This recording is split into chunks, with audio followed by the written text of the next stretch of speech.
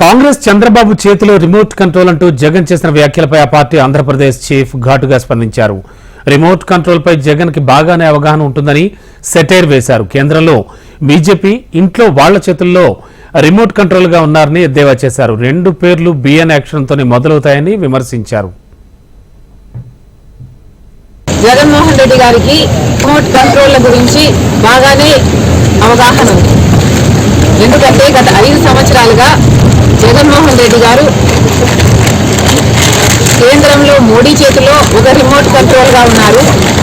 రాష్ట్రంలో తన ఇంట్లో ఉన్న వాళ్ళ చేతుల్లో రిమోట్ కంట్రోల్గా ఉన్నారు. ఇద్దరి పేర్లు మీతోనే మొదలైతాయి.